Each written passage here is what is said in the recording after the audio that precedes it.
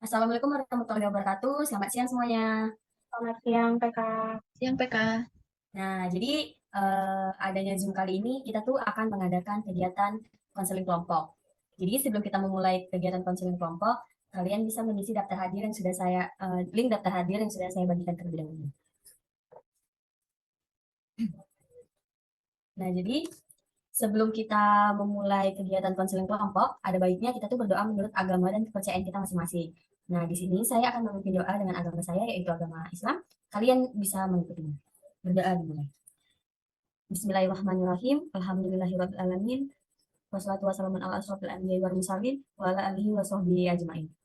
Ya Allah, ya Tuhan kami, terima kasih atas segala nikmat yang telah Engkau berikan kepada kami, sehingga kami dapat berkumpul pada siang hari ini untuk melaksanakan kegiatan konseling kelompok yang bertujuan untuk menemukan alternatif penyelesaian masalah pribadi yang sedang kami alami.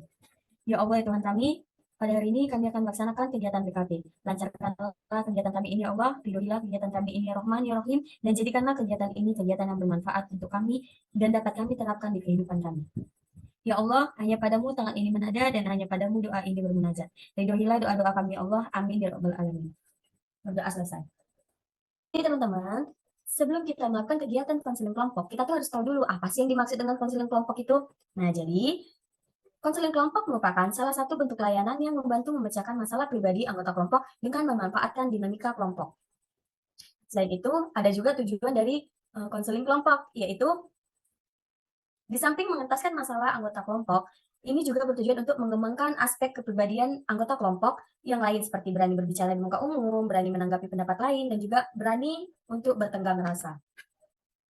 Nah, setelah kita mengetahui tujuan dari konseling kelompok, kita tuh juga akan mengetahui apa itu latar belakang perlunya konseling kelompok. Nah, adapun latar belakang dilakukannya kegiatan konseling kelompok adalah karena banyaknya masalah yang dialami yang tidak dapat diselesaikan dengan secara sendiri. Nah, jadi cara pelaksanaan kegiatan konseling kelompok ini yaitu semua anggota kelompok memiliki kesempatan untuk mengungkapkan masalahnya, bertanya, berpendapat, menanggapi pendapat kelompok lain dengan menggunakan bahasa yang tidak menyinggung perasaan anggota kelompok. Nah, setelah itu, ada pun azas-azas yang digunakan pada kegiatan konseling kelompok. Nah, yaitu yang pertama, ada azas keaktifan, di mana diharapkan kepada setiap anggota kelompok untuk aktif berpendapat maupun memberikan solusi dari apa yang dibahas dalam kelompok. Yang kedua adalah azas keterbukaan, di mana diharapkan kita itu saling terbuka. Nah, saya sebagai PK dan kalian sebagai anggota kelompok perlu saling terbuka untuk kepentingan pemecahan masalah yang akan kita bahas. Yang ketiga adalah azas kenormatifan, di mana dalam layanan kegiatan konseling kelompok yang akan kita lakukan tidak boleh bertentangan dengan norma-norma yang berlaku. Siapa yang mau menyampaikan masalah, ide, atau pendapat, silahkan tunjuk tangan. Yang keempat adalah asas kerahasiaan, di mana segala sesuatu yang dibahas atau yang dibicarakan dalam kegiatan konseling kelompok ini hanya saya sebagai PK dan kalian sebagai anggota kelompok yang tahu. Apa yang kita bicarakan dalam kegiatan konseling kelompok ini tidak boleh diceritakan oleh orang lain. Nah, yang terakhir adalah asas kesukarelaan, di mana diharapkan kita semua dengan sukarela dan juga tanpa ragu-ragu atau merasa terpaksa menyampaikan masalah yang dihadapinya, serta mengungkapkan segala fakta dan juga seluk-beluk permasalahan yang dihadapinya. Nah, setelah saya menjelaskan kembali cara pelaksanaan kegiatan konseling kelompok, saya juga akan menjelaskan kembali asas-asas yang digunakan pada konseling kelompok. Nah, yang pertama adalah asas keaktifan, di mana diharapkan kepada setiap anggota kelompok untuk aktif berpendapat maupun memberikan solusi dari apa yang dibahas dalam kelompok. Yang kedua adalah asas keterbukaan, di mana diharapkan kepada setiap anggota kelompok untuk saling terbuka. Saya sebagai PK dan kalian sebagai anggota kelompok perlu saling terbuka untuk kepentingan pemecahan masalah yang akan kita bahas. Yang ketiga adalah asas kenormatifan, di mana dalam layanan kegiatan konseling kelompok yang kita lakukan tidak boleh bertentangan dengan norma-norma yang berlaku. Siapa yang mau menyampaikan masalah, ide, atau pendapat, silahkan tunjuk tangan. Nah, yang keempat adalah asas kerahasiaan, di mana segala sesuatu yang akan dibahas pada kegiatan konseling kelompok hanya saya sebagai PK dan kalian sebagai anggota kelompok yang tahu apa yang kita bicarakan dalam kegiatan konseling kelompok ini. Pihak luar tidak boleh tahu dan kalian tidak boleh menceritakan masalah ini kepada pihak lain. Yang terakhir adalah asas kesukarelaan, di mana diharapkan kita semua dengan sukarela dan juga tanpa ragu-ragu atau merasa terpaksa untuk untuk menyampaikan masalah yang dihadapi serta mengungkapkan segala fakta dan seluk-beluk permasalahan yang dihadapi.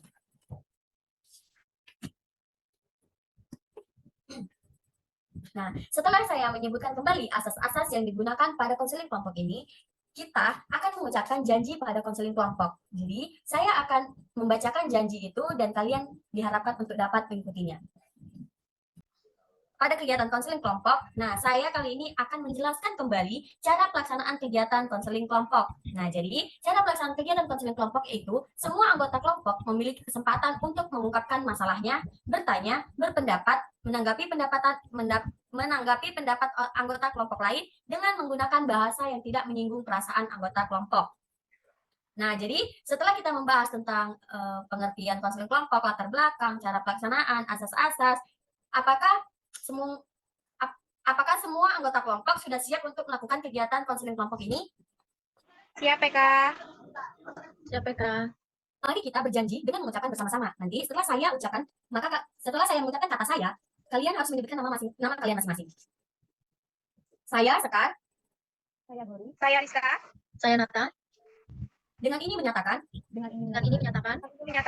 Bahwa saya sanggup dan bersedia saya sanggup dan bersedia untuk menerima, menyimpan, memelihara, menjaga, dan merahasiakan semua data dan juga keterangan dari anggota kelompok atau siapapun juga. Yaitu data atau keterangan yang tidak boleh atau tidak layak diketahui oleh orang lain.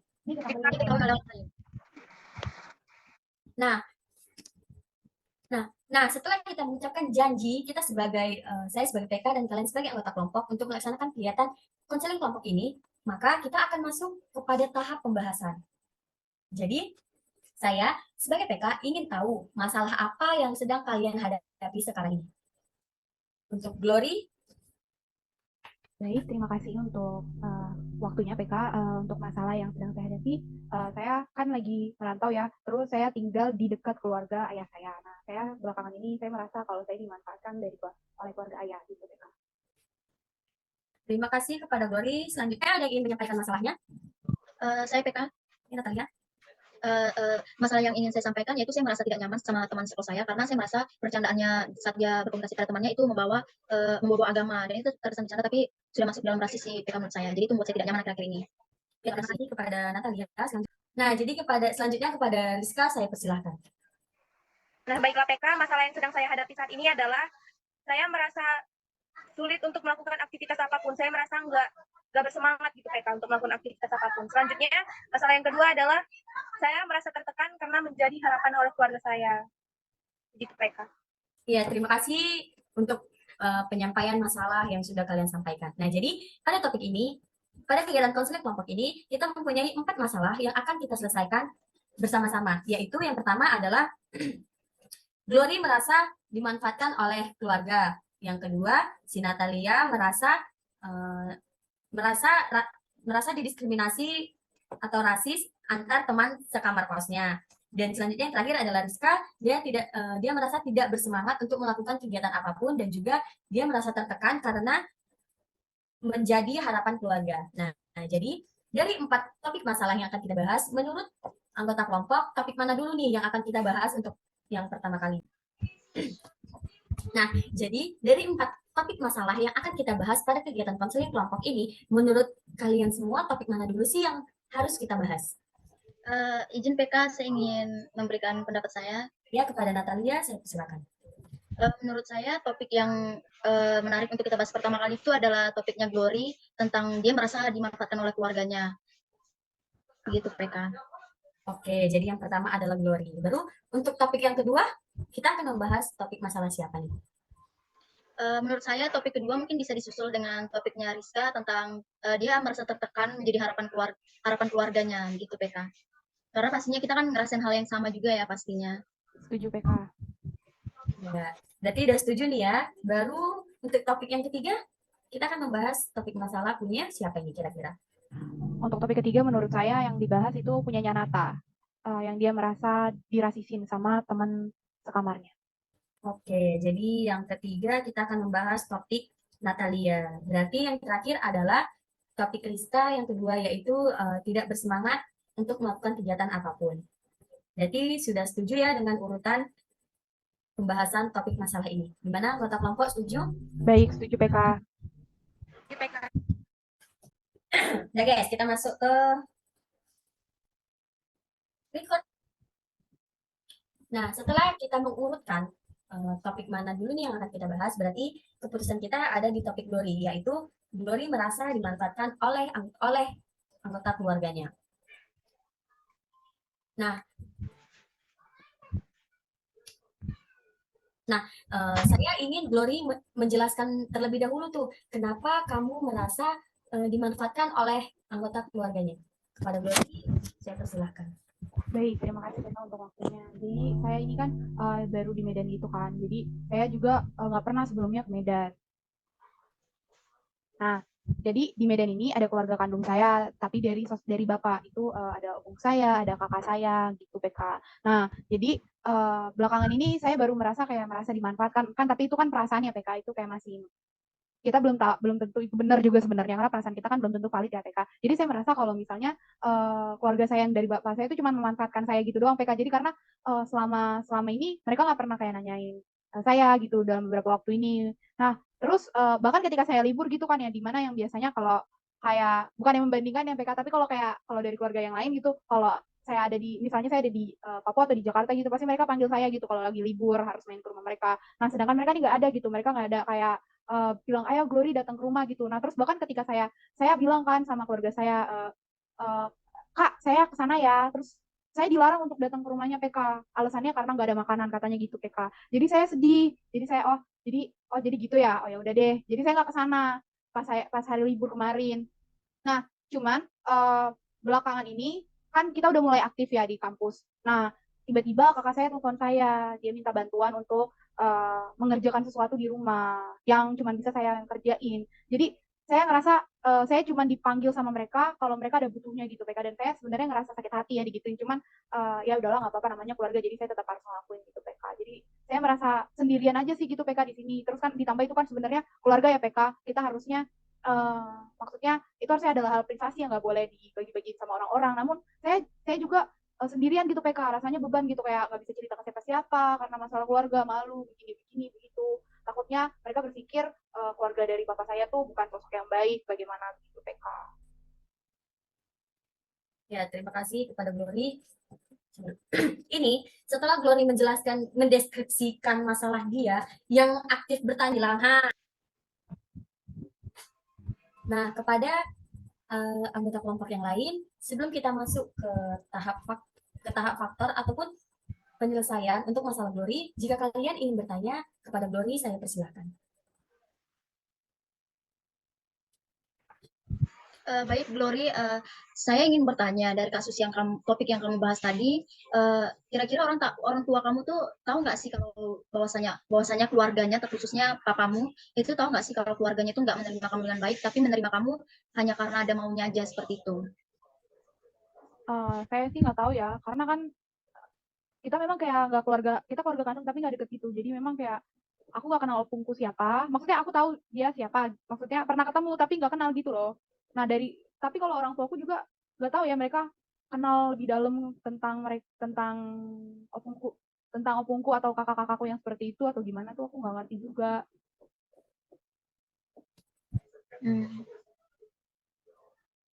Ya, selanjutnya Rizka.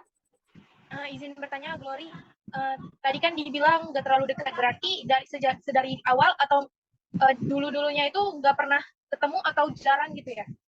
Berarti baru dekatnya karena kamu ke Medan gitu. Ya, jadi kan dari kecil kan aku memang udah beda tempat ya sama opungku yang di sini. Nah, jadi ya bisa dibilang kurang deket lah kayak gitu. Kalau ketemu pernah, cuman tapi saya baru bertemu opung saya itu 1 kali aja, memang 1 kali itu.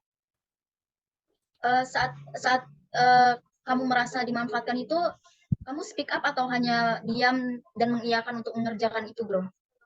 Ini awal yang aku kan awalnya yang pertama aku ngerasa sakit hati itu yang aku yang bilang aku mau ke sana gitu, terus ditolak karena mereka bilang nggak ada makan kan. Jadi saya ngerasa kayak ngerasa ngerepotin aja gitu.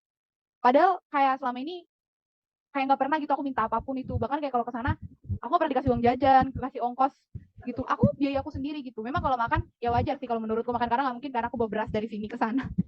Jadi aku mulai ngerasa sakit hatinya di situ. Nah tiba-tiba kakakku telepon, aku langsung pas ditelepon aku kaget dong, aku pikir kenapa gitu. Ternyata mau minta tolong gitu, aku minta tolong baru disuruh pulang. Kalau nggak ada minta tolong aku nggak disuruh pulang. Ya udah jadinya ngerasa dimanfaatin gitu. Kalau boleh tahu, minta tolongnya itu berkaitan dengan tugas yang seharusnya dia kerjakan atau tentang keluarga juga gitu minta tolongnya? Nah, jadi kan keluar kan jadi ada sepupuku sakit gitu kan. Nah, tangannya itu patah dua-duanya. Dia nggak bisa ngerjain ujiannya dia. Nah, sedangkan kakakku yang di sana nggak bisa bantu nulisin ujiannya, dan opungku udah tua yang nggak bisa ngerti juga untuk hal-hal seperti itu. Dan mereka tuh nggak berani minta tolong sama tetangganya atau gimana gitu. Jadi mereka terpaksa harus panggil aku buat ngerjain itu.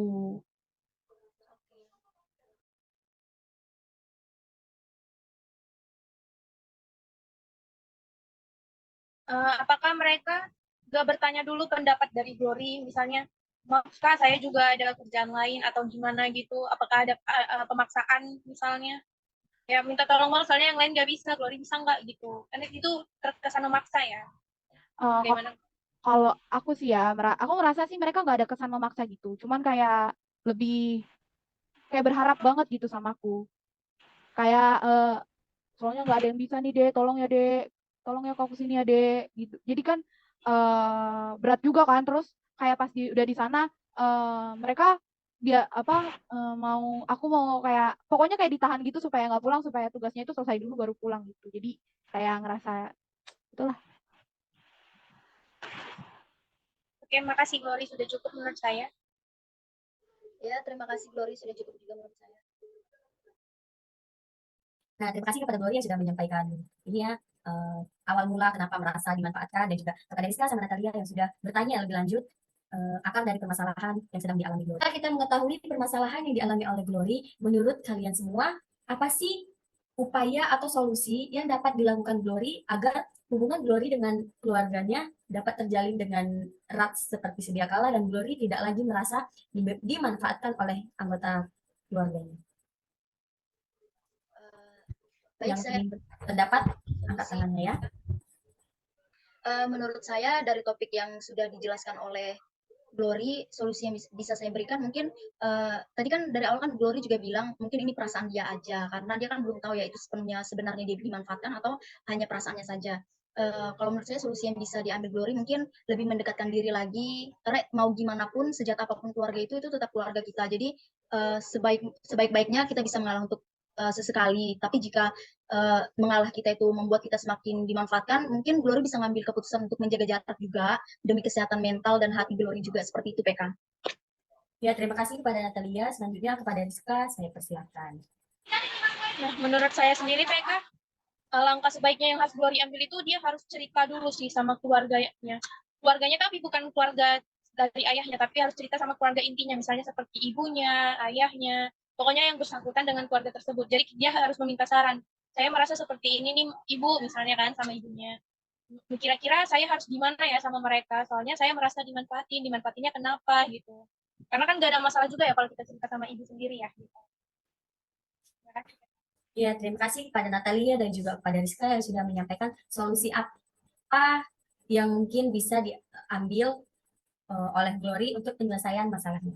Nah, jadi tadi ada dua ya alternatif pemecahan masalah yang ditawarkan oleh teman-temannya.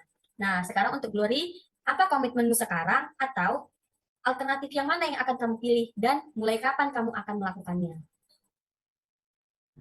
Terima kasih kalau yang tadi saya bisa menerima ya dari kedua-duanya, saran dari kedua teman saya yang ada di kelompok ini menurut saya sangat bisa membantu saya untuk menghadapi masalah saya, yaitu bisa mendekatkan diri, mulai mendekatkan diri lagi, terus ya kalau memang nggak bisa ditahan ya udah nggak apa-apa, mulai agak menjauh ya tadi ya Natalia bilang supaya menjaga kesehatan mental juga, karena kan saya sendiri, lalu tadi ya juga yang dibilang Rizka untuk cerita sama orang tua, karena kan itu keluarga kita juga, supaya kita juga lebih tahu yang sebenarnya itu kayak gimana sih gitu kan ya. Kalau komitmen saya sih itu mau melakukan apa yang tadi teman-teman udah saranin, karena itu juga bagus juga buat saya gitu PK. Iya, terima kasih kepada Glory. Berarti Glory mengambil dua alternatif yang sudah disampaikan oleh Natalia dan juga Rizka. Nah, kira-kira mulai kapan nih Glory akan melakukan alternatif yang sudah Glory pilih? Nah, kalau misalnya untuk cerita sama orang tua kayaknya secepatnya ya, mungkin hari ini atau besok. Nah, Terus kalau untuk alternatif yang dikasih Natalia, saya akan mencobanya mulai dari sekarang gitu ya, mendekatkan diri, mungkin lebih banyak nanya gimana kabar, lebih duluan aja gitu. Dan kalau memang seperti yang tadi Natalia bilang, kalau memang mereka nggak ada feedback, kayak aku nanya tapi nggak dijawab lagi atau gimana-gimana, ya udah berarti udah nggak apa-apa, biarin aja sampai di situ supaya aku juga menjaga diriku dari hal-hal yang memberatkan diriku sendiri gitu, PK. Nah, terima kasih kepada Glory yang sudah menyampaikan komitmennya. Selanjutnya kita akan masuk ke topik yang kedua. Oke, baik. Untuk topik selanjutnya kita akan membahas masalah teman kita Rizka. Jadi teman kita ini sedang merasa memiliki beban karena menjadi harapan yang besar bagi orang tuanya. Nah, untuk Rizka boleh menceritakan bagaimana sih cerita kamu? Jadi saya itu merasa tertekan karena menurut saya tugas yang saya emban itu sangat berat gitu. Apalagi saya itu mencoba menekatkan diri dengan kuliah sambil kerja. Kadang saya tuh berpikir kalau ini tuh sebenarnya nggak sanggup gitu. Ini tuh terlalu berat untuk saya. Untuk kuliah sambil kerja, untuk memenuhi harapan keluarga saya. Seperti mereka yang berharap saya bisa kuliah atau bisa juga kerja dengan baik. Padahal sebenarnya proses yang saya lalui itu nggak selancar itu. Tapi saya juga nggak bisa nyerah karena ya memang saya cuma harapan satu-satunya gitu. Karena orang tua saya juga cuma punya 2 anak dan saya anak terakhir. Jadi saya harapan terakhir oleh keluarga saya. Begitu saja yang bisa saya sampaikan. Terima kasih. Baik, terima kasih Rizka untuk keberaniannya menyampaikan apa yang Rizka rasakan selama ini. Nah, terima kasih ya buat Rizka udah berani menyampaikan beban di dalam hati Rizka pada kami. Nah, untuk teman-teman yang mau nanya sama Rizka, boleh dipersilakan. Baik, saya izin bertanya PK kepada Rizka. Rizka, kira-kira menurut kamu harapan seperti apa sih yang membuat kamu tertekan? Gitu. Memang orang tua kamu tuh pernah ngomong apa sih makanya kamu merasa tertekan dan merasa bahwa kamu satu-satunya harapan mungkin untuk menjadi contoh ya karena kamu anak pertama juga. Karena orang tua saya tuh mungkin merasa bangga ya sama saya. Jadi mereka tuh suka membicarakan saya dengan teman-teman yang saya merasa bagus. Ini anakku begini loh, dia udah bisa sambil kerja, udah bisa kuliah juga lancar, nilainya juga bagus. Jadi tuh saya merasa saya tidak seperti itu gitu. Saya merasa saya tidak sebaik itu. Jadi saya berusaha untuk menggapai harapan-harapan orang tua saya walaupun sebenarnya saya tidak bisa gitu. Itu sih yang saya rasakan. Kepada Rizka, saya ingin bertanya. Nah, apakah setiap waktu kamu merasa tertekan atau hanya di waktu-waktu tertentu saja? Gitu. Enggak sih, hanya waktu-waktu tertentu saja. Karena saya juga sebenarnya enjoy, saya sebenarnya suka dengan kerja saya suka dengan kuliah saya. Menurut saya memang cocok untuk jurusan ini. Cuman terkadang, seperti yang kita tahu, teman-teman semua tahu, tugas kuliah kita tuh banyak banget kan. Dan saya jadi merasa kurang bisa mengatur itu semua di waktu yang bersamaan. Jadi saya merasa tertekan, gimana sih cara saya untuk bisa mengatur itu? Gimana supaya cara saya nggak stres? Gimana cara saya supaya bisa memenuhi harapan keluarga saya yang sangat besar itu? Gitu. Jadi saya merasa terbebani dalam diri saya. Baik, Rizka, apakah kamu merasa rasa tertekan itu karena orang tuamu menceritakan ekspektasi mereka terhadap kamu kepada orang-orang terdekatnya atau lebih ke arah mana nih tertekannya gitu? Itu bisa jadi salah satu faktornya sih. Dan juga faktor keduanya itu karena apa ya? Karena saya merasa orang tua saya tuh mempunyai harapan besar ke saya karena abang saya tuh saudara saya tuh belum ada yang pernah berkuliah, jadi mereka juga mempunyai harapan besar kalau saya tuh harus lulus dengan baik, tepat waktu, harus bisa mendapatkan pekerjaan yang lebih layak seperti itu. Jadi tuh saya tuh kayak overthinking dan juga terlalu memikirkan harapan-harapan keluarga saya untuk saya ke depannya. Jadi itu yang membuat saya merasa terbebani sih. Baik, terima kasih Rizka. Ya, saya ingin bertanya kepada Rizka, pada saat kamu merasakan rasa tertekan ataupun pada saat kamu merasa overthinking atau kamu jadi memikirkan semuanya, kamu ada nggak ngelakuin hal-hal yang mungkin bisa ngerugiin diri kamu sendiri atau bahkan ngerugiin orang lain? Entah dengan ketika kamu merasa tertekan itu kamu jadi berbicara kasar kepada orang tua atau gimana? Jujur, saya kalau merasa tertekan lebih ke menyendiri sih. Paling mengeluh sih, saya sering mengeluh gitu. Aduh berat banget, tapi saya tetap menjalankan tugas dan tanggung jawab saya karena saya merasa juga saya perlu melakukan itu. Saya merasa itu tanggung jawab saya sebagai anaknya gitu. Jadi walaupun saya merasa lelah, walaupun saya merasa tertekan, tapi tetap saya jalanin dengan sungguh-sungguh, dengan semampu saya gitu. Seperti itu mereka. Baik, dari saya sudah cukup mengerti. Teman-teman masih ada lagi yang mau memberikan pertanyaan buat Rizka? Dari saya cukup ya kan? Saya tidak ada. Oke, baik. Nah, selanjutnya teman-teman ada nggak yang mau kasih yang punya saran atau solusi dari masalah yang sedang dihadapi oleh Rizka? Baik, saya akan menyampaikan solusi yang menurut saya mati lampu ya.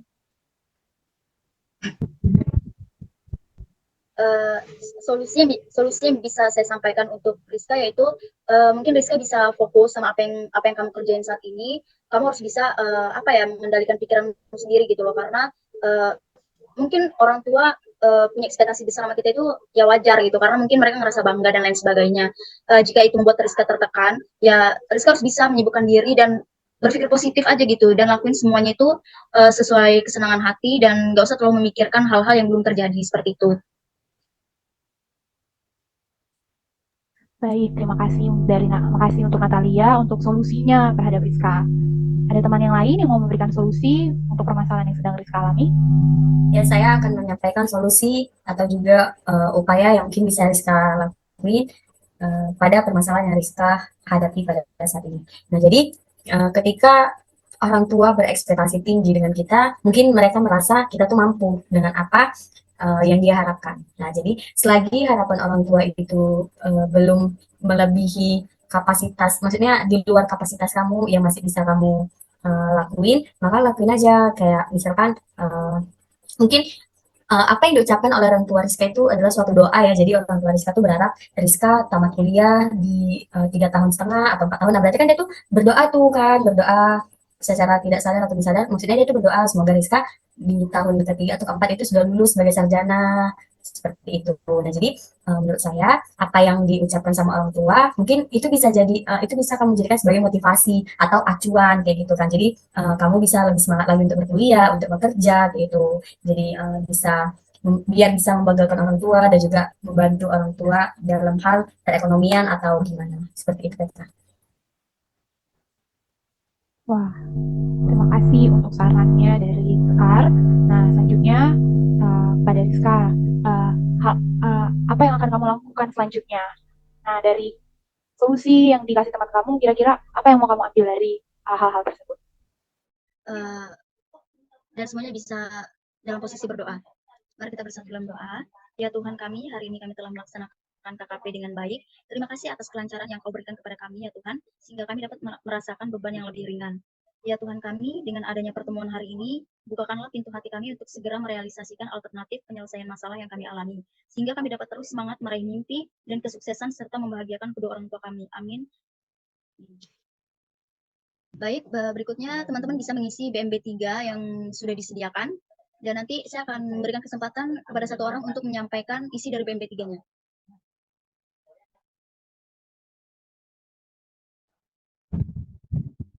Baik, setelah mengisi BMB 3, adakah teman yang ingin menyampaikan isi dari BMB 3-nya? Baik, kepada Rizka saya persilakan.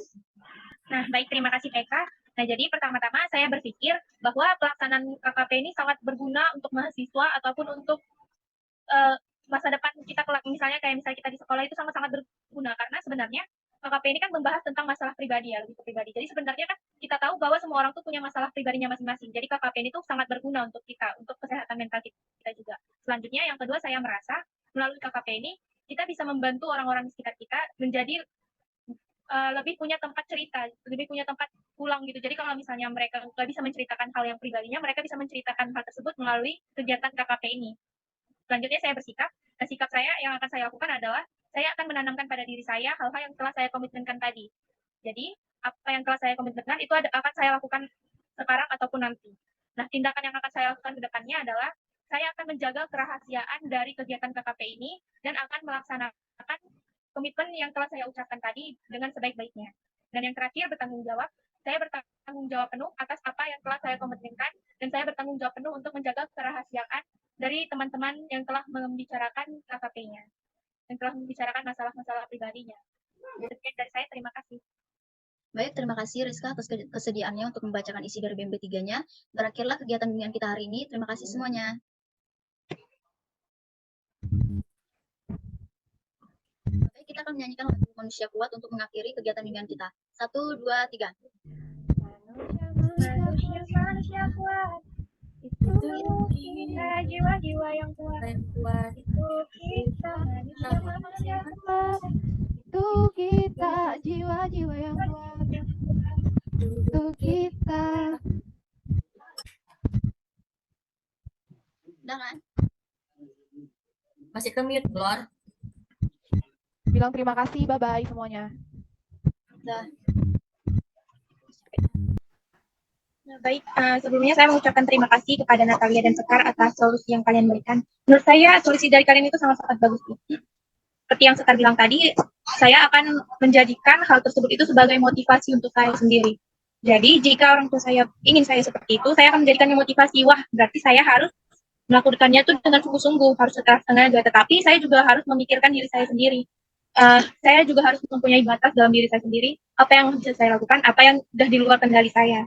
Selanjutnya saya juga akan menekankan kembali tujuan dari hidup saya itu apa, tujuan saya berkuliah apa, tujuan saya bekerja apa. Dan jadi dari tujuan itu saya mengerti apa yang harus saya lakukan, apa aja yang harus saya gapai ke depannya, apa yang saya akan lakukan nanti gitu. Jadi walaupun menurut saya sekarang saya tekan, tapi saya juga masih punya pegangan yaitu tujuan hidup saya agar ke depannya itu saya bisa terus memperjuangkan hal tersebut. Nah, terima kasih untuk penyampaian komitmennya dan Rizka udah bisa menerima solusi-solusi dari teman-teman Rizka nih. Nah, selanjutnya kira-kira Rizka mau memulainya dari kapan melaksanakan komitmen yang Rizka tadi ambil? Karena ini bersifat pribadi ya, jadi saya mungkin akan memulainya dari sekarang. Jadi mulai sekarang saya akan menanamkan di dalam diri saya bentuk motivasi seperti apa yang akan saya ambil gitu. Dan pendirian seperti apa yang akan saya lakukan untuk kedepannya nanti. Misalnya kayak tujuan saya itu untuk apa sih melakukan hal sekeras ini, misalnya kayak kuliah sambil kerja, apa tujuan saya untuk melakukan itu gitu. Jadi saya harus mencari tahu dulu tujuan saya, terus menjadikan beban tersebut itu jadi motivasi untuk saya. Jadi saya harus menggapai itu, tapi saya juga harus sadar atas kemampuan saya. Mungkin segitu aja. Berarti intinya saya akan memulainya dari sekarang untuk menanamkan dalam diri saya hal tersebut. Baik, terima kasih Rizka atas keberaniannya. Rizka hebat. Semangat terus ya Rizka. Semangat. Nah, selanjutnya kita akan membahas topik ketiga. Kita akan membahas masalah ketiga, yaitu masalah dari Nata yang ingin membahas tentang merasa dirasiskan oleh teman sekamarnya. Nah, sebelumnya saya ingin meminta Natalia untuk menceritakan terlebih dahulu detail masalahnya. Silakan Natalia. Baik, terima kasih PK atas waktunya. Ya, jadi di sini saya akan membantu menceritakan tentang permasalahan yang saya hadapi baru-baru ini. Jadi saya punya teman kos, teman sekamar lebih tepatnya, dan teman sekamar saya ini juga ini satu jurusan juga sama saya, dan bedanya itu cuma beda kelas saja. Nah, jadi bukan sekali dua kali, ada beberapa kali ketika dia berteleponan sama temannya, mereka sering sekali bercanda, tapi mereka membawa agama gitu. Lebih spesifiknya kan saya jelaskan, contohnya ketika teman saya lagi berteleponan, dia sedang tidur. Nah, lawan bicaranya atau temannya tadi tuh berbicara seperti ini, kok tidur aja, mandi, jangan kayak orang Batak lah, jangan kayak orang kafir gitu-gitu. Nah, jadi saya nggak nyaman, tapi saya menutupi ketidaknyamanan saya itu dengan cara saya mungkin saya cuma diam aja, pura-pura nggak dengar. Tapi ketiga kalinya saya merasa harus speak up nih gitu kan. Tapi lagi-lagi saya nggak berani karena saya ngerasa itu bercandaan karena mereka juga tertawa, dan sering juga teman kamar saya ini juga membantah kawannya itu loh, kayak contohnya menegur seperti ini, jangan kayak gitu temanku, nonis loh kayak gitu. Nah, tapi ada beberapa kali juga temanku juga nggak membantah itu, dan dia ketawa-ketawa kan, mungkin dia ngerasa untuk di agamanya itu bercanda seperti itu udah nggak tabu gitu ya. Tapi saya ngerasa karena saya di situ berbeda dengan mereka keyakinannya, saya ngerasa saya kayak dikucilkan dan saya ngerasa tidak dihargai begitu ya PK, dan itu yang membuat saya merasa nggak nyaman sampai akhirnya saya ujung-ujungnya saya kayak ngerasa kok saya nggak dihargai ya di kamar ini gitu loh. Sementara saya ketika berkomunikasi dengan siapapun itu lewat telepon, saya nggak pernah bawa tentang agama karena saya juga menjaga perasaan dia, dan juga saya ngerasa tidak penting gitu PK untuk membahas hal seperti itu karena itu kan agak sensitif ya PK, seperti itu. Mungkin itu yang bisa saya jabarkan dari permasalahan yang saya hadapi baru-baru ini. Baik, terima kasih Natalia sudah menceritakan masalahnya. Selanjutnya silakan untuk anggota kelompok lain bertanya dengan detail apa yang ingin kalian tanyakan kepada Natalia. Nah, baik. Pada Glory silakan. Ya, terima kasih penjelasannya. Nah, aku mau bertanya nih. Suaramu kecil, nggak ada. Oke, baik. Udah kedengaran? Ya. Oke, baik. Terima kasih. Natalia, aku mau tanya nih. Ketika dia ngomong kayak gitu, kamu tuh perasaannya gimana sih? Terus ketika belakangan ini, sebelum dia ngomong kayak gitu, apakah kalian memang sedang musuhan atau berteman biasa aja atau memang udah mulai renggang hubungan? Enggak sih Glo, jadi kalau untuk hubungan itu kita baik-baik aja, kita bahkan sering bercanda bareng-bareng gitu. Perasaan aku pas aku ngedengar dia berkomunikasi seperti itu ya, pertama aku sakit hati lah, pasti aku merasa nggak dihargai ya, tapi setelah dia membantah temannya dengan kata-kata seperti yang aku bilang tadi, kayak temanku nonis loh ya, itu sedikit mengurangi lah gitu. Tapi untuk kedua kalinya, ketiga kalinya itu kayak mereka kayak biasa gitu menggunakan bercandaan seperti itu gitu, dan aku ada di dalam kamar gitu. Itu sih yang membuat aku nggak nyaman sebenarnya, dan hal ini membuat aku tuh gimana ya, mungkin aku bisa menganggap itu bercanda, tapi entah kenapa semakin hari jika hal itu terus terjadi, aku kayak hilang respect gitu, ngerti nggak? Kayak apaan sih gitu, kayak ini tuh nggak penting loh, kayak masa sih kalian udah dewasa tapi kan nggak tahu batasan apa yang harus diomongin sama apa yang nggak harus diomongin, seperti itu. Selanjutnya Sekar, apakah ada yang ingin ditanyakan? Terima kasih kepada PK. Saya ingin bertanya kepada Natalia. Nah, berarti Natalia sudah mengalami perasaan tidak enak karena pembahasan dari teman sekamar itu lebih dari sekali ya. Nah, jadi apakah Natalia punya apa ya? Apakah Natalia pernah berbicara kepada teman sekamarnya itu bahwa kayak misalkan face to face atau lewat chat bahwasannya kenapa sih membahas tentang kayak gini, sebenarnya aku tuh nggak nyaman di dalam kamar kalau pembahasannya menyangkut tentang agama ataupun tentang suku. Apakah Natalia pernah bertanya seperti itu kepada teman sekamarnya?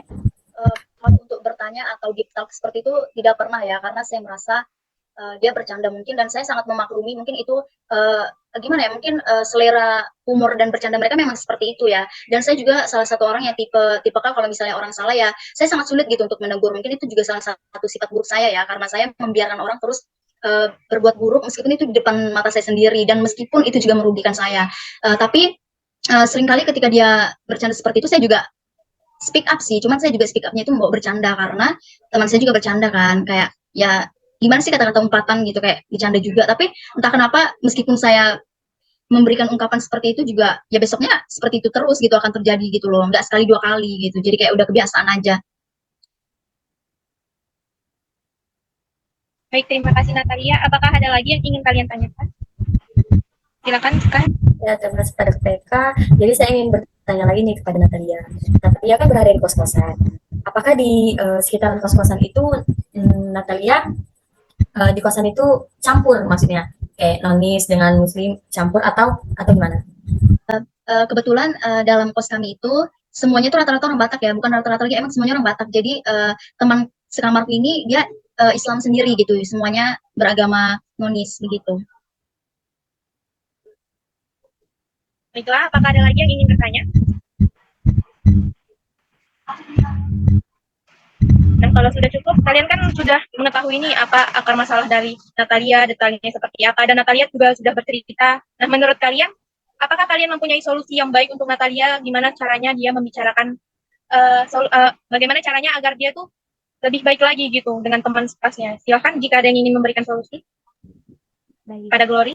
Oke. Kan kalau menurut saya juga pasti kalau jadi Nata, saya juga pasti merasa nggak nyaman ya, karena bagi saya itu juga penghinaan. Dan itu kita udah belajar tentang rasisme.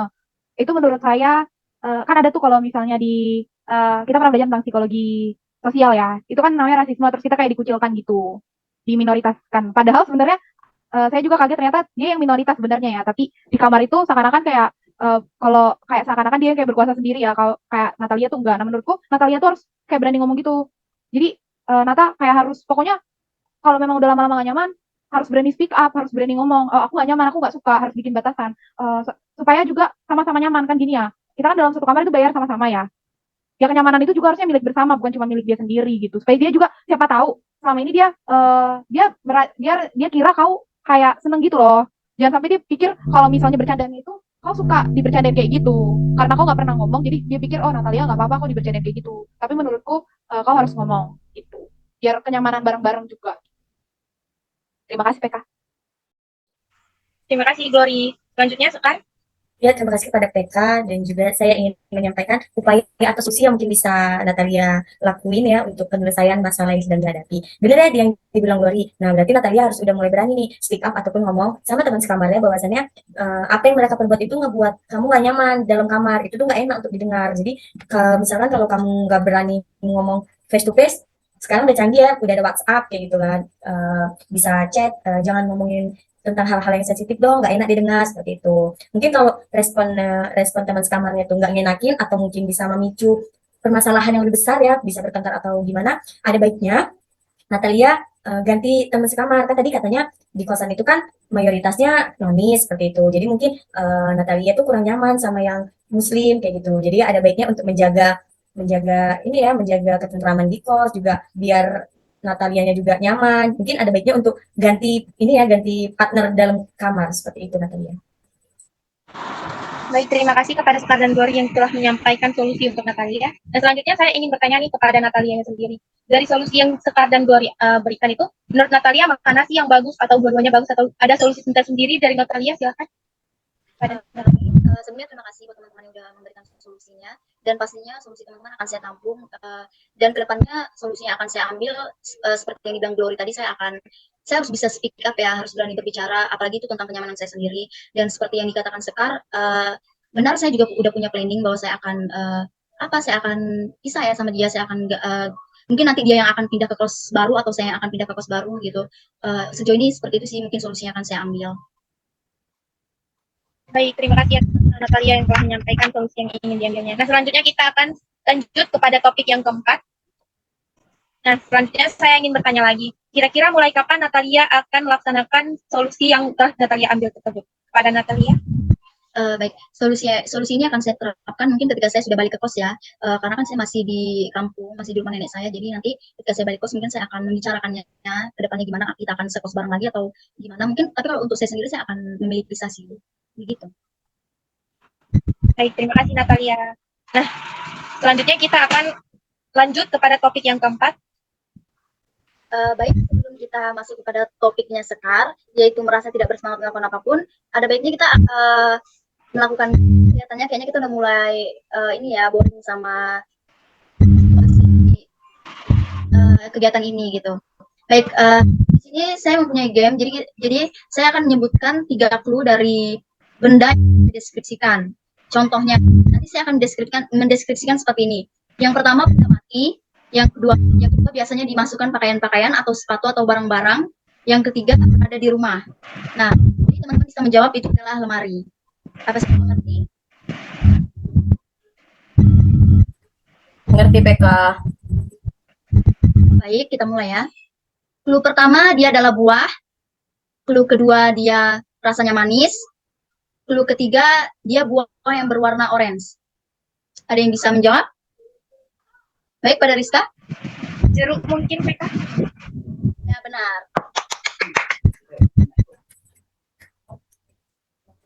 Lanjut, yang kedua.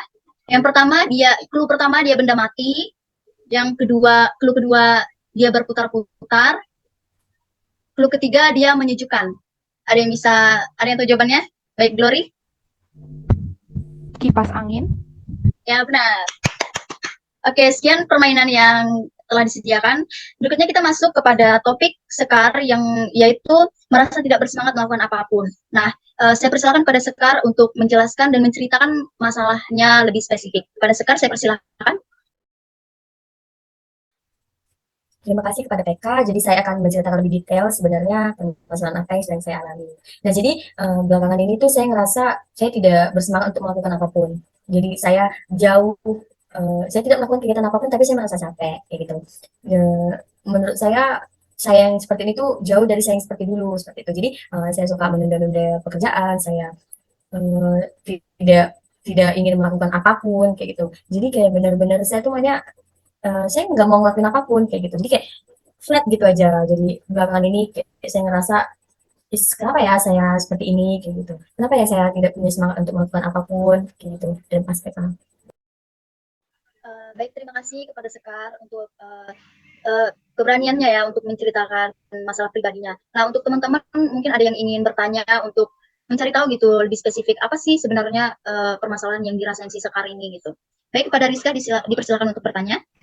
Tadi kan Sekar bilang masalah kegiatan apapun ya. Jadi itu kegiatannya seperti apa? Atau kira-kira seperti belajar atau mungkin untuk pergi keluar jalan-jalan atau sama teman atau apapun itu juga merupakan hal yang membuat Sekar gak mau gitu, malas gitu ngapa-ngapain. Ya, terima kasih pada Rizka, saya izin menanggapi. Jadi saya tuh bener-bener ngerasa nggak mau ngelakuin apapun kayak gitu. Jadi kayak misalkan ada tugas tuh kan kewajiban tuh untuk kita nyelesain. Saya tuh bener-bener harus harus ekstra mengumpulkan niat yang bener-bener yang benar-benar mengharuskan saya mengerjakan tugas itu. Jadi terkadang tugas yang saya kerjakan mungkin hasilnya tidak maksimal dan juga waktu pengerjaannya itu ya. Jadi kayak saya suka menunda-nunda terus seperti itu. Kalau untuk kegiatan keluar atau gimana, enggak sih menurut saya. Kayak misalkan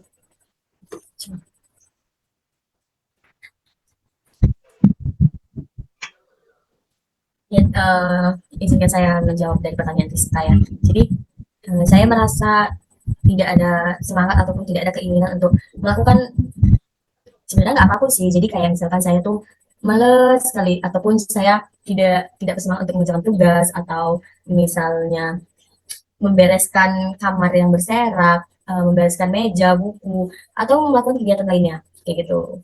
Jadi kayak saya melakukan kegiatan itu harus benar-benar ini ya terpaksa jadinya kesannya saya melakukan kegiatan itu seperti itu. Izin bertanya untuk Sekar. Pertanyaan? Ya saya. Nah, Sekar belakangan ini Sekar kayak ngerasa apa gitu, stres atau ada hal yang Sekar simpan dalam hatinya Sekar gitu. Karena aku pernah baca kalau misalnya timbulnya kayak kemalasan, terus kayak mood, rasanya nggak mau ngapa-ngapain, itu juga ada bisa jadi tanda-tanda stres gitu. Jadi apakah Sekar kayak punya merasa beban gitu dalam hati atau apa mungkin? Ya, terima kasih Glory. Jadi mungkin saya ngerasa ya belakangan ini mungkin tidak ada pemicu apapun yang membuat saya untuk ngerasa stres. Mungkin saya ngerasa eh, kenapa saya bermalas-malasan itu eh, mungkin karena mungkin ada masalah ataupun ada sesuatu yang mengganjal di hati saya itu dari dulu kayak gitu. Jadi saya selalu memendam, mendam, mendam. Jadi terakhirnya karena saya tidak bisa mengungkapkan, jadinya saya tidak bersemangat untuk melakukan apapun. Jadi saya ngerasa badan saya selalu merasa lelah kayak gitu, energinya langsung nol. Padahal saya tidak ngapa-ngapain. Jadi seperti itu. Boleh tanya lagi nih, kira-kira belakangan ini makanan Sekar kayak gimana? Rajin makan, maksudnya kayak makannya tuh benar-benar ditunda-tunda atau benar-benar makanannya misalnya manis-manis doang atau gimana? Ya kalau untuk makanannya belakangan ini saya sudah kalau untuk makan nasi mungkin jarang. Jadi kayak saya makan tuh kalau benar-benar perut itu udah benar-benar ngerasa perih kayak gitu. Oh berarti saya harus makan. Tapi sebelum itu kalau untuk makan saya ngerasa tidak nafsu seperti itu. Saya itu lagi sih mau tanya. Makasih Sekar. Baik, apakah dari Rizka ada tambahan pertanyaan atau? Baik, saya ingin bertanya kepada Sekar.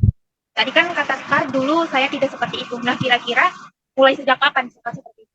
Dimulai sejak kuliah kah atau gimana? Ya terima kasih untuk pertanyaan Rizka ya. Jadi saya ngerasa saya seperti ini tuh mungkin udah sebulan belakangan. Jadi kayak saya benar-benar ngerasa kok saya seperti ini ya kayak gitu. Jadi saya bingung juga saya ini sebenarnya kenapa kayak gitu. Kenapa saya tidak mau melakukan apapun, saya tidak ada semangat untuk mengerjakan sesuatu kayak gitu. Baik, terima kasih. Baik, apakah ada pertanyaan lagi dari Gloria atau Rizka? Oke, baik. Terima kasih untuk teman-teman yang sudah mengajukan pertanyaan dan jawaban yang diberikan oleh Sekar. Nah, setelah mendengar kulikan dari permasalahan yang dihadapi Sekar, nah kira-kira solusi apa sih yang bisa Rizka dan Glory berikan untuk sebagai solusi yang akan Sekar mungkin pakai ke depannya? Baik, kepada Rizka dipersilakan. Nah, menurut saya tuh hal yang paling pertama Sekar lakukan itu harus bisa menemukan jati diri. Kayak dia tuh arahnya mau kemana, tujuan hidupnya itu apa, kenapa dia harus melakukan ini dan manfaatnya itu untuk apa. Jadi dia harus menemukan apa yang diinginin sama dirinya sendiri. Dia harus kembali bertanya, aku tuh kedepannya itu mau jadi apa. Gitu. Lalu kemudian yang harus Sekar lakukan itu adalah fokus pada satu tujuan. Jadi ketika Sekar udah menemukan tujuan hidupnya, dia harus fokus, oh aku harus seperti ini. Berarti tanggung jawab yang harus aku lakukan adalah seperti ini. Langkah seperti apa yang harus aku lakukan, misalnya seperti membuat jadwal teratur gitu. Jadi jam segini aku akan melakukan ini, hari ini aku mau ngapain aja, dan itu benar-benar harus jadi challenge untuk dirinya sendiri. Jadi dia harus mengubah mindsetnya. Kalau misalnya, kalau dia gitu-gitu aja, kalau dia nggak ngapa-ngapain aja, itu nggak baik. Itu bisa bermasalah untuk dia dan untuk orang-orang sekitarnya. Jadi yang pertama dia harus mengubah mindset, dan yang kedua dia harus mengatur jadwalnya sendiri. Itu saran dari saya. Oke, baik. Terima kasih Rizka atas solusinya. Berikutnya Glory, saya persilahkan. Baik, terima kasih. Kalau menurut saya, ada yang pernah bilang 3 kunci hidup bahagia itu makan makanan sehat, olahraga, sama bersyukur. Kalau nggak salah sih itu ya. Nah, kalau menurut saya Sekar, jadi saya juga pernah ngalamin hal kayak gitu ya. Nah, yang saya lakuin itu saya pertama mulai dari hal kecil, kayak pertama mulai dari bangun pagi. Karena orang bilang kayak kuncinya itu 20 menit sebelum bangun, 20 menit sebelum kita 20 menit sesudah kita bangun itu adalah kunci kehidupan kita. Misalnya kayak 20 menit pertama kita bangun, kita main HP, ya pasti belakang-belakangnya itu ujung-ujungnya kita kan lebih sering pegang HP kita gitu. Tapi kalau misalnya kayak ada 20 menit yang ketika kita bangun, kita gunakan misalnya kayak Sekar sebagai seorang muslim, langsung sholat, atau selesai sholat bukan langsung pegang HP juga, tapi selesai sholat mungkin bisa menulis, atau mungkin langsung nyiapin makanan, atau nyapu sedikit. Jadi usahain untuk bangun tidur pertama itu langsung produktif gitu. Nah, pasti untuk selanjutnya itu produktif, dan aku udah pernah rutin itu sendiri, terus makanan yang sehat, teratur, terus kalau bisa sih olahraga. Karena ketika kita olahraga itu kan tadi juga Sekar bilang ya, banyak hal yang Sekar kayak timbun-timbun dalam hati gitu kan ya, kayak dipendem-pendem. Nah itu juga itu ketika kita berolahraga, hormon stres kita itu berkurang melalui keringat yang kita keluarkan. Jadi gitu Sekar, itu sih solusinya. Semangat ya Sekar. Oke, baik, terima kasih kepada Glory dan juga Sekar atas solusinya untuk Sekar. Berikutnya, kira-kira Sekar gimana nih, solusi apa yang akan kamu ambil dan komitmen apa kira-kira yang akan kamu lakukan ke depannya setelah kamu mendengarkan solusi dari teman-temanmu? Ya, terima kasih kepada Glory dan juga Rizka yang sudah memberikan saya sejumlah solusi ya untuk permasalahan yang sedang saya alami. Nah, saya berkomitmen kepada diri saya sendiri dari dua alternatif yang sudah disampaikan oleh Glory dan juga Rizka. Saya akan mengambil kedua-duanya ya. Jadi kayak yang dibilang Rizka, saya akan mulai membuat planning. Jadi saya membuat planning tuh bangun tidur saya harus berolahraga atau saya harus produktif gitu. Jadi jika saya dari bangun tidur saja sudah produktif, mungkin selanjutnya saya bakalan lebih produktif gitu. Jadi saya juga akan mengambil alternatif yang diberikan oleh Glory, itu mungkin saya akan mulai ini ya berolahraga, makan makanan yang sehat, gitu, makan yang tepat waktu, gitu. Begitu kita. Oke, dengan solusi dan komitmen yang telah Sekar sampaikan, kira-kira kapan nih Sekar bakalan memulai untuk menerapkan komitmen dan solusi yang telah Sekar sampaikan? Ya, termasuk kepada kita. Jadi setelah saya berkomitmen kepada diri saya sendiri, saya mungkin akan melakukannya mulai saat ini ya, mulai sekarang. Jadi mulai sekarang saya akan menuliskan planning saya untuk besok, kayak gitu. Jadi besok tuh saya harus ngapain aja, di jam segini saya harus ngapain, saya harus beristirahat dengan cukup, kayak gitu, seperti itu Kak. Oke, baik, terima kasih Sekar.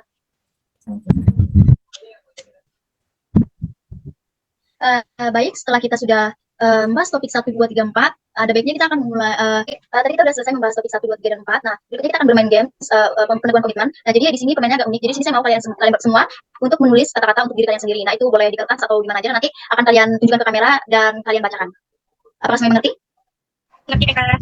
Baik, saya akan memberi waktu untuk menulis kata-kata untuk diri kalian sendiri. Apakah sudah selesai? Sudah PK. Oke, semuanya bisa sama-sama menunjukkan tulisannya ke kamera. Sepertinya kurang jelas ya. Oke, dimulai dari Sekar, mungkin bisa membacakan tulisan apa sih yang ditulis di kertas itu gitu. Ya, teman sepeda PK, jadi saya menuliskan kata semangat, percayalah selalu ada pelangi setelah hujan. Oke, keren. Tepuk tangan untuk Sekar. Baik, tulisan kedua mungkin Glory bisa menunjukkan membacakannya. Baik, terima kasih. Tulisan saya kamu pasti. Terima kasih PK. Kalau tulisan saya adalah kamu pasti bisa. Glory. Yang terakhir Rizka. Tulisan yang saya tulis di sini adalah semoga kuat sampai tamat. Ya, kita harus semangat ya. Oke, setelah selesai game ini, kita ternyata udah sampai ya di akhir penghujung kegiatan kita. Nah, berakhirnya kegiatan ini, apa sih pesan dan kesan yang kalian rasakan setelah mengikuti kegiatan bimbingan ini? Mungkin Sekar bisa terlebih dahulu menyampaikan kesan dan pesannya. Jadi kesan dan pesan yang saya rasakan pada saat melakukan kegiatan konseling kelompok ini yaitu saya sangat terharu ya, saya sangat terkesan.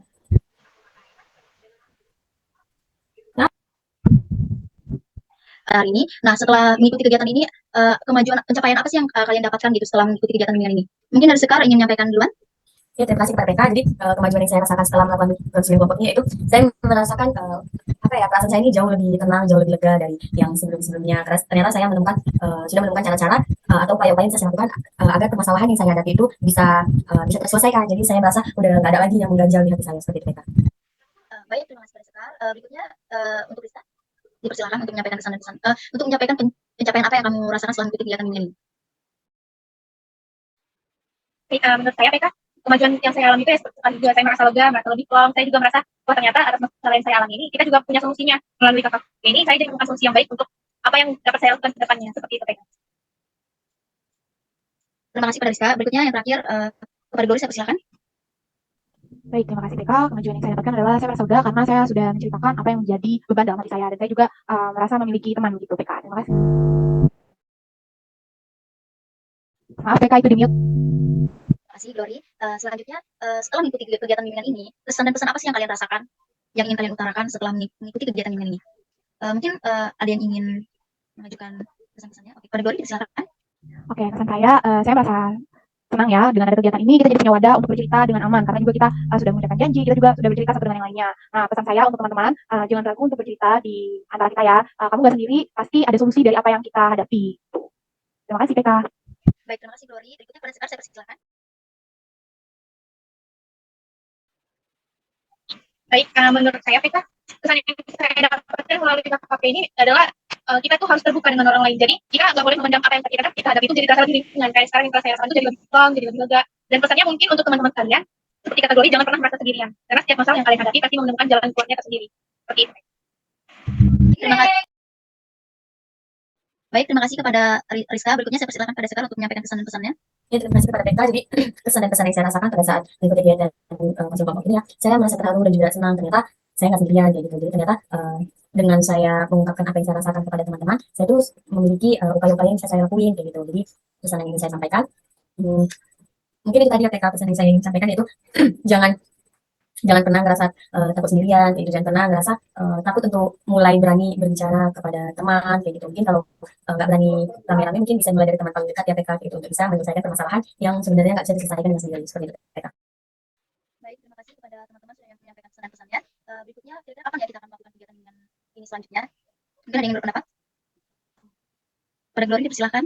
Baik, terima kasih untuk waktunya. Menurut saya kegiatan ini harus dilaksanakan lagi 3 hari ke depan, PK. Di hari Sabtu, Senin, atau hari Selasa. Di hari Selasa. Baik, mungkin untuk jamnya ada yang ingin menyampaikan. Menurut saya di hari Senin ya PK, karena Senin kita kebetulan cuma satu mata kuliah, jadi pulang cepat. Mungkin kita bisa melakukan kegiatan konseling kelompok di hari Senin di jam 10 di gedung Hanif. Seperti itu PK. Kita melakukan kegiatan bimbingan hari Senin jam 10. Apakah semuanya setuju? Setuju PK. Baik, terima kasih untuk semuanya yang sudah menyempatkan waktu untuk melakukan kegiatan bimbingan hari ini. Selanjutnya kita akan menutup kegiatan bimbingan kita dengan doa. Dalam posisi berdoa. Mari kita bersatu dalam doa. Ya Tuhan kami, hari ini kami telah melaksanakan KKP dengan baik. Terima kasih atas kelancaran yang Kau berikan kepada kami ya Tuhan, sehingga kami dapat merasakan beban yang lebih ringan. Ya Tuhan kami, dengan adanya pertemuan hari ini, bukakanlah pintu hati kami untuk segera merealisasikan alternatif penyelesaian masalah yang kami alami, sehingga kami dapat terus semangat meraih mimpi dan kesuksesan serta membahagiakan kedua orang tua kami. Amin. Baik, berikutnya teman-teman bisa mengisi BMB 3 yang sudah disediakan, dan nanti saya akan memberikan kesempatan kepada satu orang untuk menyampaikan isi dari BMB. Baik, setelah mengisi BMB 3, adakah teman yang ingin menyampaikan isi dari BMB 3-nya? Baik, kepada Rizka saya persilakan. Nah, baik, terima kasih PK. Nah, jadi pertama-tama saya berpikir bahwa pelaksanaan KKP ini sangat berguna untuk mahasiswa ataupun untuk masa depan kita, misalnya kayak kita di sekolah itu sangat-sangat berguna, karena sebenarnya KKP ini kan membahas tentang masalah pribadi ya, pribadi. Jadi sebenarnya kan kita tahu bahwa semua orang tuh punya masalah pribadinya masing-masing. Jadi KKP ini tuh sangat berguna untuk kita, untuk kesehatan mental kita juga. Selanjutnya yang kedua, saya merasa melalui KKP ini kita bisa membantu orang-orang sekitar kita menjadi lebih punya tempat cerita, lebih punya tempat pulang gitu. Jadi kalau misalnya mereka nggak bisa menceritakan hal yang pribadinya, mereka bisa menceritakan hal tersebut melalui kegiatan KKP ini. Selanjutnya saya sikap saya yang akan saya lakukan adalah saya akan menanamkan pada diri saya hal-hal yang telah saya komitmenkan tadi.